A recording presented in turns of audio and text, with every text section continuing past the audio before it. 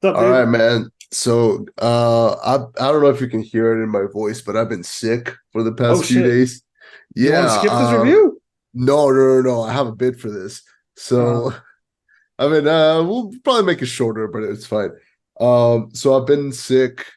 Change of weather usually gives me like a lot of allergies, so um, we cannot skip when I'm sick. I mean, are you're gonna make the world not enjoy this husky voice? I mean, you're gonna want to give them the husky voice, okay?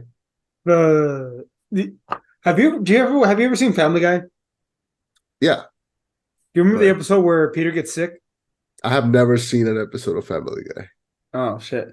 There's an episode where Peter Everything I've consumed about Family Guy has been like randomly catching it on TV or randomly seeing a clip on YouTube or randomly seeing a clip on TikTok. Never sat down to see a full episode of Family Guy. you just remind me of a short bit of it because Peter gets sick, he has that raspy voice, and Yeah. his wife is like, that's so sexy. So they, obviously they have a lot of sex. And then he recovers and she's like, oh, I'm less attracted to you now without the voice. So then he tries to get sick. He ends up he ends up in the hospital. It's hilarious. Jesus Christ. So enjoy that voice while you can. That's the plan. But yeah, I am.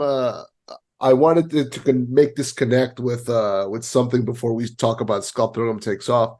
Mhm. Because I've been sick, I've been in bed, and because I've been in bed, I do what everyone who is sick does, which is consume media that they've never consumed, that they've been putting up with. Fair. So this is my way of saying that I was wrong, you were right, and I am halfway through the second season of Cobra Kai right now. Wait, how come you never liked Cobra Kai? I always thought it was a dumb joke from How I Met Your Mother that got too out of control. Uh huh. And I'm halfway through season 2 right now, and yeah, I get it now. Yeah, I get Enjoy, enjoy. it. I envy the fact that you get to watch it for the first time. I mean, here's the thing, and I hope this is a general consensus. These are all terrible people, like all of them, like literally all of them are terrible, horrible people.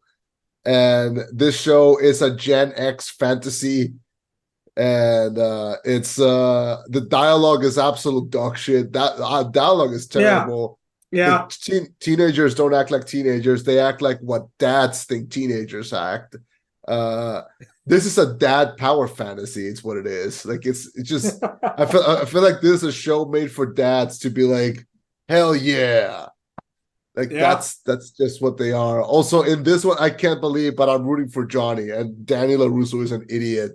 And like right now, like the point where I'm at is like he's sulking, like, oh, nobody wants to join my dojo. Everyone wants to go with Cobra Kai. Well, yeah, motherfucker, because you built your dojo on like the idea of revenge and all evil things, and you claim you're doing it. Everyone in this show is an idiot. The only sane person in the show is LaRusso's wife. That's the only person with a common sense. There's even It an gets worse episode in where like season 4. You'll see. it's an episode where like she turns to him and goes like, "Is this a midlife crisis?" And like, thank you, you speak for all of us. Um, yeah, yeah. Just wait till the end of season 2. I want to know. I want you to film your reaction to the end of season 2. Jesus Christ. But yeah, so that's I'll give periodically. I'll give you my updates on Cobra Kai.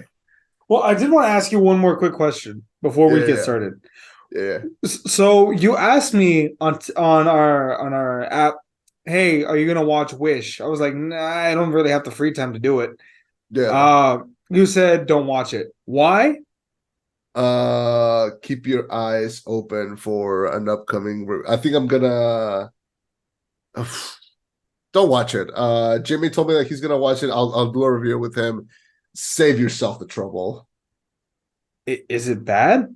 It's worse than bad. It's boring. It's watered down. It's forgettable. It is the most weak sauce, underwhelming, the watered down, boring, sad excuse of a thing that has ever been made. I'm uh, like genuinely upset by how nothing this thing is.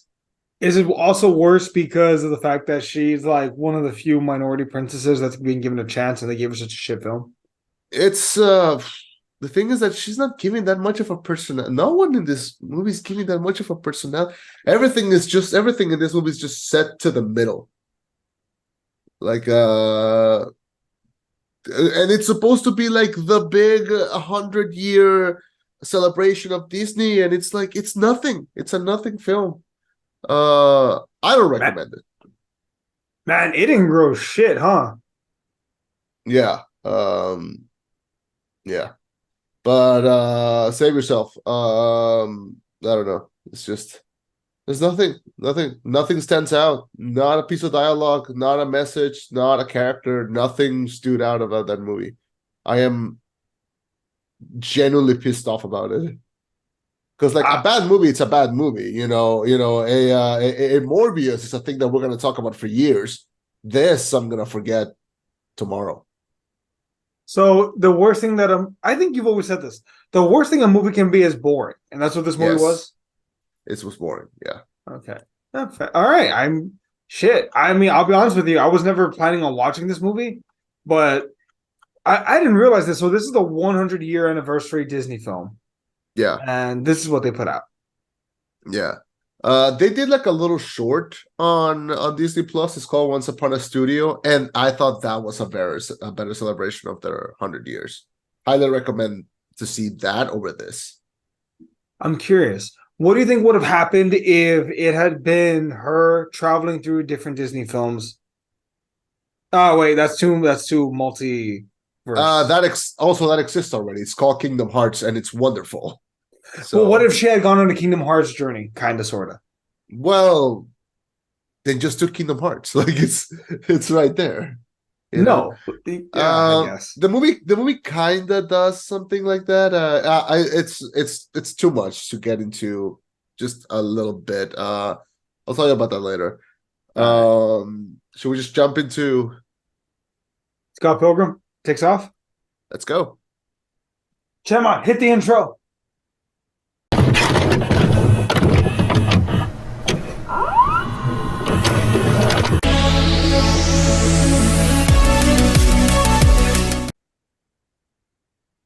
Thank you for welcoming us into your headphones. My name is Chema. And I'm Eddie. Reviewing Scott Pilgrim Takes Off, and this is the rollback. Scott Pilgrim meets the girl of his dreams from Morning Flowers, only to find out her 7 evil exes stand in the way of their love. So this is the new Netflix adaptation of this Brian Lee O'Malley graphic novels called Scott Pilgrim. They are 8 episodes of between 30 to 40 minutes each. And it is supposed to be, well, it is the grandest crossover between all the Scott Pilgrim adaptations. It is an adaptation. It is using the art style of the graphic novel. It's got the voice cast. That's also the cast of the live action movie. It's got Anime who made the music for the video game, which some people consider to be the best part of that game. And now we have Scott Pilgrim Takes Off, a series on Netflix. I wanted to bring up something here, even though it can't be seen on audio. These are my original Scott Pilgrim graphic novels. Oh shit, they look, folks. These Yeah, novels look very well used in a good way. yeah. I read them a ton. I lent them out, which is cool. So these are like my well-loved Scott Pilgrim, which they don't really sell these anymore because these are the black and white ones. Are Now they they like first sell editions? I don't know if they're first editions. That I don't know. But they are like the original black and white ones, which I don't think they sell anymore. They only sell like the colored ones because now they sell like the colored ones hardcover and the colored ones that are soft covers. I think that they're selling a package where you can buy these and the colored ones. But these are my original ones. So that's how much I've loved Scott Pilgrim since like the graphic novels. I of course love the movie. I love the game. And this has been an interesting thing. They announced this thing earlier in the year. Edgar Wright, who also directed the movie, was going to be producing this. And Brian Lee O'Malley, who wrote the original graphic novels, was going to be attached to also write the episode. So They are all gathered by Science Saru, who is the anime studio that produced this adaptation. They're known for very avant-garde and very wildly designed anime. You know, so it's really cool to see them take take a shot at this, because it is at its core, it's an anime. You know, it is done by an anime studio, and it was originally called Scott Pilgrim the Anime. Now it's called Scott Pilgrim Takes Off.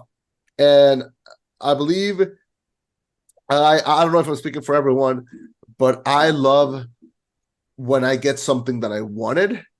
I love even more when I get something that I didn't know I wanted. And that's gonna be the mantra for this review. So my initial reaction is very positive, but I want to hear from you. Were you a fan of the movie? Were you a fan of like everything else before? So, real quick story of little Eddie, not that little, but younger Eddie, young Like a Eddie. teenager, I used to go to the flea market with my brother-in-law to get DVDs, right? And I Yeah. remember there was a DVD for something called Scott Pilgrim versus the World. Selling it for $1. So I was like, fuck it, I'll pay $1 for the DVD. And I probably rewatched that movie like 20 times. Not always because I loved it. The first time I saw it, it was great. But I just remember the more I watched it, it was like great background noise, but also fun and entertaining. Like I could not pay attention for 30 minutes and then I just jump in at any part and I'm like, oh, this is cool. Yeah. I was also one of the first times I was introduced to I guess a protagonist that wasn't 100% a good guy. Because he's dating Nails and I'm Knives, and why aren't you Yeah. breaking up with her? You're Yeah. seeing this other girl. What the hell's wrong with you? You know. Yeah. So I like Scott Pilgrim. I'd be lying to you if I said, "Oh, it's a property I loved." I'm not gonna lie to you, but Yeah. it was always on my radar in a positive view. You know, I liked it. I knew for sure you're a much bigger fan of it than I am. Oh, Yeah, I mean, I am a huge fan. I think the movies specifically, I think even though it bombed when it first came out, cult uh following. it grew a cult following, and it made like 10 years after it came out, it like the re-release in theaters in 4K like sold out because people love the crap out of this. People quote it. To me, this is one of the most quotable movies ever made, you know. Hmm. Uh from things like bread makes you fat to is Scott here? You know what? He just left. Things like Empty. that. Yeah, get ready to die, obviously. Yeah, it's the movie's just chock full of great lines, and so is the comic book, and so is the game. But now we have this new adaptation, and what did you think of the twist? The fact that it's not a direct adaptation, but more of like a remix, what if situation, almost sequel kind of status. What do you think about that? So, all right. Chema, you tell me if it's too early to say this. Folks, I Yeah. think we're going to spoiler room brawl in Oh hell three, yeah. 2, 1. So I think we're all familiar with the original story. Scott Pilgrim, played by Michael Cera, he likes his girl Ramona. All of a sudden, he has to battle her 7 evil exes. Takes on the first guy, Matthew Patel. He beats him in the film, right? And I assumed that this was a 1-to-1 adaptation. I was like, oh, I kind of like it. It has a few extras, but it's fine. And then it blew my mind the second I realized, wait, did Scott lose? Wait, I don't think that's the way the story goes. Mhm. I was like, but wait a second, the movie he won. Wait, oh shit, they're remaking this. This is a remix. And Yeah. I was really happy with it. We can get to that bad guy, that eighth episode. I loved it. But yeah, this movie, this show, did you watch my video review or no? It's okay to say no. Yeah, I think in Scott Pilgrim fashion, I, I skimmed it. I said something, and I mean this in the best way possible. This reminds me of Mario Puzo with The Godfather because he said in an interview he loved making the film because it gave him a second crack at it. He got what a lot of authors wish they could get, which is a second shot at it. In that same Yeah. sense, I think hopefully I'm right when I say this. Um, Brian Lee O'Malley, he got a Yeah. second shot at telling the story of Scott Pilgrim, and instead of doing the easy thing, which is just a rehash, he gave us a complete remix, and I fucking loved every second of it. And you can tell that this is a guy. So here's the thing. I can these characters, all of them, like the whole cast of characters, they're all so likable and memorable that we can recognize them whether they're animated or they're in a game or they're live action. And yes, it does help that they are like the same live action actors playing the characters again. Mm-hmm. But we all know these characters. We know Knives. We know Young Neil. We know Kim. We know Steven. We know Julie. We know the Seven Evil Exes. These are all characters that you remember. And I remember one time I heard a girl mention, Scott Pilgrim. Nobody likes it. Nobody likes Scott Pilgrim because of Scott Pilgrim. We like Scott Pilgrim because of literally everyone else. Yeah. And I believe there's some truth in that. So the fact that this new quote unquote adaptation decided to show us every other character and see, hey, here's what would have happened if Scott had died. Ramona kind of becomes the main character, and we see her relationships with like every other character. And I think it's super cool, man. Like we start to see like her getting along with like Kim at the video store, or we start to see like her getting a job as a stunt double. Her relationship with the evil exes. Yeah, she starts to mend their relationships with the evil exes to the point where by the end they're not fighting. At the end they're fighting on the same side. So which is nuts really cool to me. That blew my fucking mind when we got to that episode. I want to rant about that episode later, but I'm so excited. I can tell you're excited. Yeah. And every episode I was genuinely like, oh my God, what's going to happen next? And I could not believe that in the span of like, oh, this will be pretty cool. And a new adaptation of Scott animated, this will probably be like the best way to do it. Oh my God, not only am I getting animated Scott Pilgrim, I'm getting animated and like a new story where I genuinely don't know what's going to happen. Yeah. And I binged this the day it came out, and I watched all of it the day after. I was so high up on this. I had such a blast, and I'm so excited that like, oh, okay, so we lost Scott Pilgrim like at the center. We only saw him like 3 out of the 8 episodes, maybe. I think that was enough though. But that was enough, yeah. And what I really like about this adaptation is that I like the character of Ramona. I liked her she has some great scenes in the comic books, and she and Scott have some genuinely cute chemistry in the graphic novel. Which is why I was kind of upset that when the movie came out, they kind of made her a little colder. They didn't make her show enough emotion. You believe their relationship, but not enough. And in this one, she's very vocal about like for the scene where Julie tells her like, why are you trying to see if he's alive? Like, it was one date. How good could it have been? She goes, no, it was pretty good. Like, there were sparks, and the concept of sparks is kind of like brought up every once in a while in the episode. So in the episode, so I think this is I don't care how this sounds. This version of Ramona is probably the best one that we've ever had since like the comics and the movie and everything. They made her so cute in this, like genuinely, like both how she treats other people and how she treats herself. I like how we got to see like her little rituals every morning of like dyeing her hair every couple of weeks. This is basically her show, and she's great in it. And Mary Elizabeth Winstead, who voiced her, did a great job also. I feel like this is more of an ensemble show, but and I say that in the best way because everyone, the one guy that didn't need to step up was Michael Cera, who played Scott. Like, he's the one character that didn't get extra. No, that's a lie. You know what? No, he got extra character development. All the evil exes though get a lot more character development, and I love it. I love how Matthew Patel or Matt, takes over the League of Evil Exes, and then we get Goose, gets knocked way the fuck down. Gideon Goose gets knocked down. We get a lot of interesting character development. Lucas Lee, for example, I'm not quite sure, how more to develop. And he develops into a coffee barista. We get Natalie Envy Adams, her and what's his name? Was it Todd? That she's like dating, but then Todd figures out that he's bisexual. Yeah, Todd. Which is hilarious with Wallace. Well, of course, fucking Wallace would pull that shit. Yeah. we get a lot more fun development, and that's one of the great things from the difference from the movie to the show.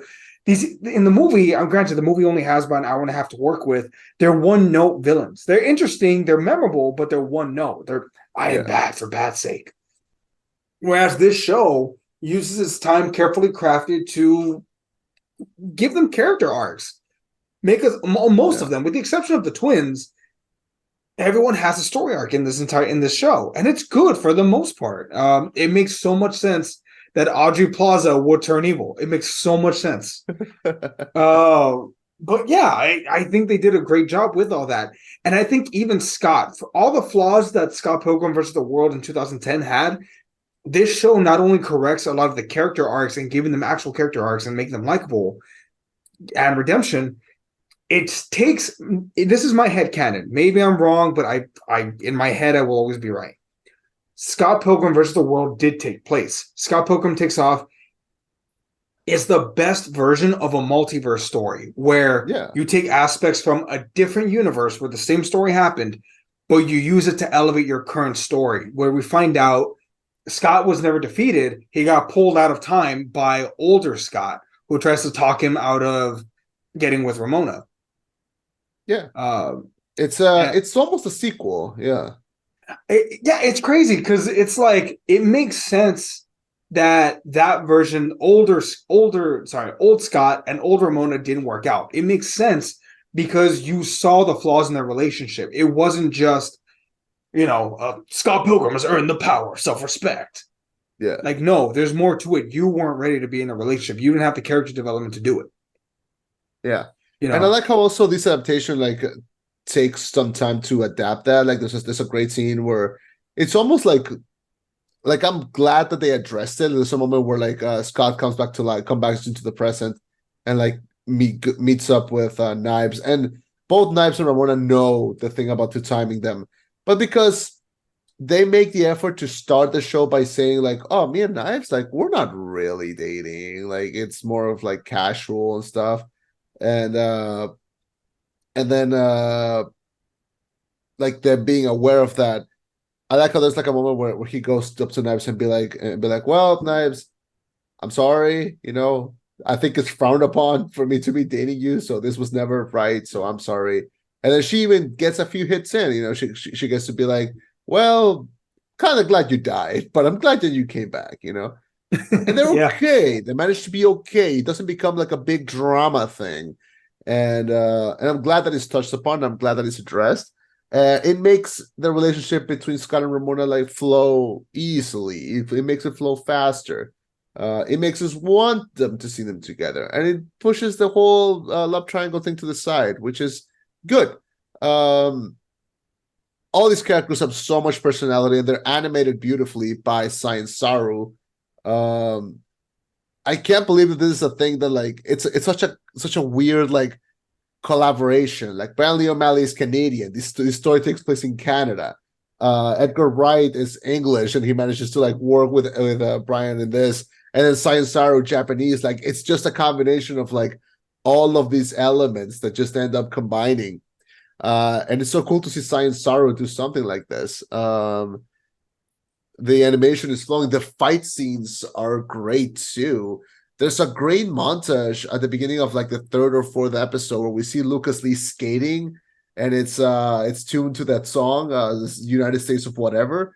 And it's such a great little montage. It reminded me of the opening to Beck, Mongolian Chop Squad, which there's more references to that in here. I'm in awe of the animation. I saw this on a big ass TV. I saw this in a dark room watching a 75-inch TV. And I could feel the movement. I could feel the weight. I could feel the size of it. I was in awe. I could not believe how good this looked. I hope they release it in a physical format, because I'd love to own a 4K Blu-ray of this. I'm sure they'll release it at some point. God, I hope. What's it called? What did you think? So, can we jump to old Scott? Yes, come on, do it. I know you want to. So we get, and again, I feel like this was necessary character development for Scott. When we finally do get him, he's with old Scott, and old Scott tells him it just never worked out with Ramona. Stay away from her. young, normal Scott, Irish Scott is like, you know what? No, I'm gonna give it a try. He goes back to the present, tries to kiss Ramona. He can't. There's a weird barrier that's not allowing him to kiss Ramona. He thinks, oh, it's the evil. If it's the evil exes, they try to confront them. All the evil exes are like, no, dude, we got our own shit going on. Fuck off. They leave. And then we find out it goes from being Scott Pilgrim versus the world to Scott Pilgrim Takes Off to the world versus Scott Pilgrim.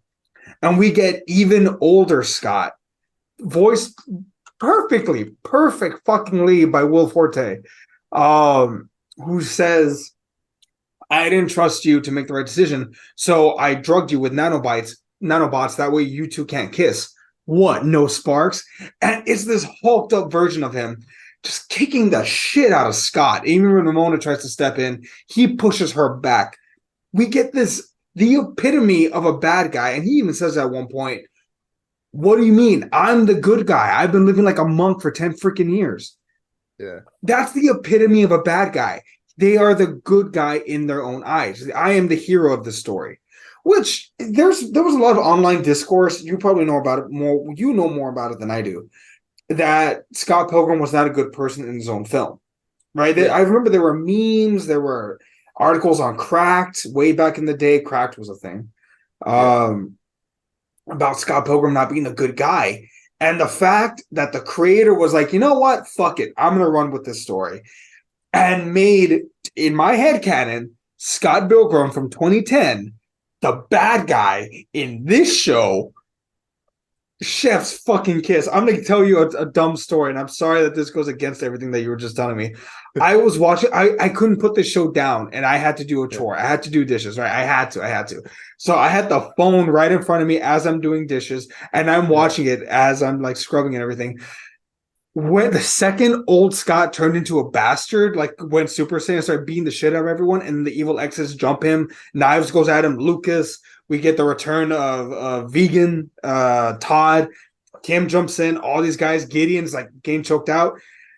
I was staring for so long, the sink began to overflow and water was like flowing over.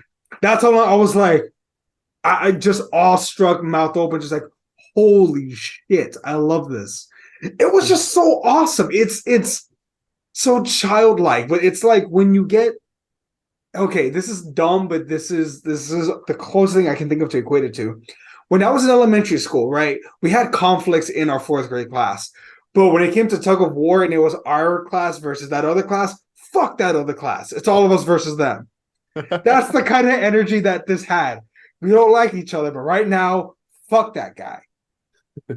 I loved it. I went from liking this show to loving that show with that last episode. Because not only was it cathartic, not only did we get great action sequences, final character development, relationship development, we get so many great moments that pay off, not just with this series, but obviously with that old film. With Scott realizing, I could have fixed this. With Ramona saying, I choose myself, self-love, trying to work on herself, coming to terms with the stuff that she did wrong, leaving Kim, always running away from her problems, Scott wanting to be a better person and apologizing to Knives. All this stuff happening, just chef's kiss. Gordon Ramsay could not have made this better. No, I wholeheartedly agree. I think this is. Sorry, thank you for letting me rant. I knew you wanted it so bad. No, I adore this. I generally think this adds so much to the same story. Like it adds so much to the little canon, and it allowed us so many opportunities to just like exist in this world for a little bit, in this Toronto that they exist, with badass music and secret highways through the head. And it's so neat that a lot of little Easter eggs from the graphic novel that we're not able to do in the movie were here. Like the one thing that kind of sucks that this thing couldn't do, Lissa Miller. Lissa Miller is a character from the graphic novel, and it's like the one character that had not made it into the movie. I mean, there were a couple other characters like Joseph and Mobile. It kind of sucks because like she really comes into the story and like really changes a lot. she really ends up affecting, and she's a good variable in the story. It kind of sucks that they couldn't include her, because I think she's such a fun character, and it kind of sucks that they couldn't include her. They did include Mobile. Mobile was not in the movie, but he made it into the show. Mobile is the guy at the end of Wallace's story, who he meets up and becomes his boyfriend at the end, who he actually sees sparks with. It's kind of cool that he gets to finally exist, because he was such a good character in the comics. So he's there. It's cool. Kind of sucks that Lisa Miller didn't make it.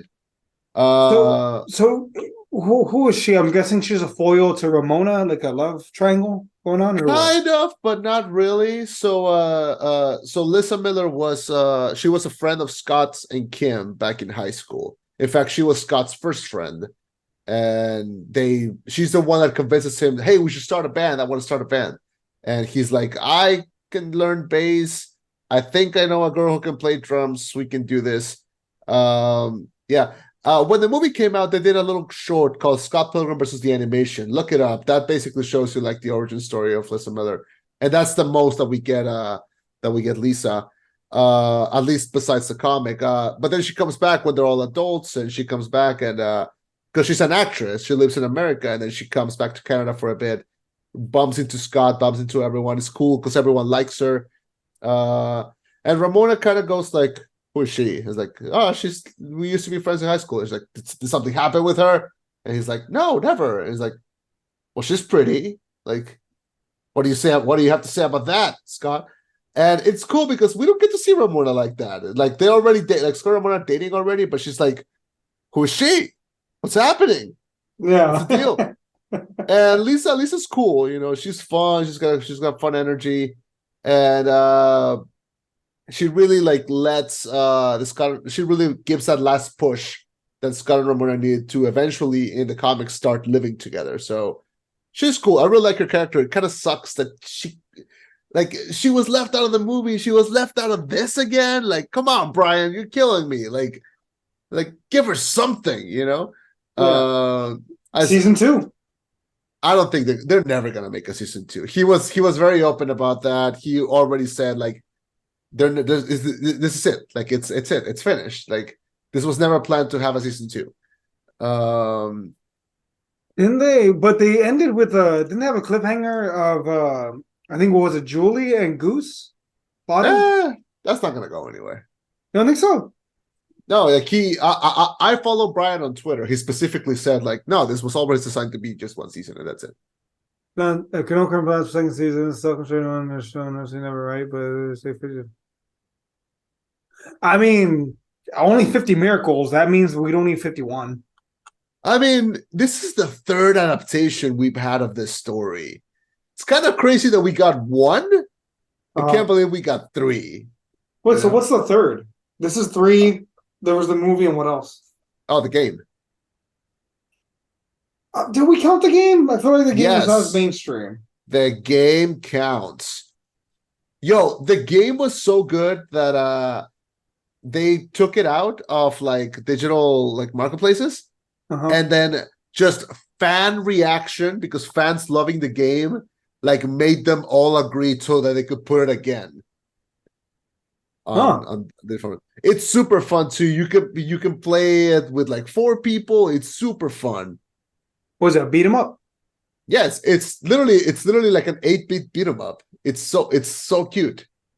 Yeah, looks about right. Okay, all right, fair enough. I agree. I believe you. I think it's on Game Pass too. Yeah, they have it on Xbox One. Yeah. He released. Yeah, highly recommended. The soundtrack is incredible too. Do you know what the hell's that Amazon Luna? Oh, it was like Amazon tried to do like a console. It was not great. I'm insulted. They didn't fucking consult me. Oh god, this looks terrible. Yeah. Really. Anyway. All right. So Scott Pilgrim Takes Off. Anything else you want to add? Just it was great. Fucking Marvel and DC, take notes. This is how you do a multiverse story.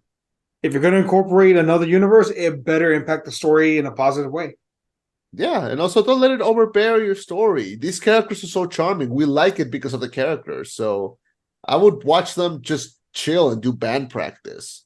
Also, it's really cool that like Knives got to like join the band, you know?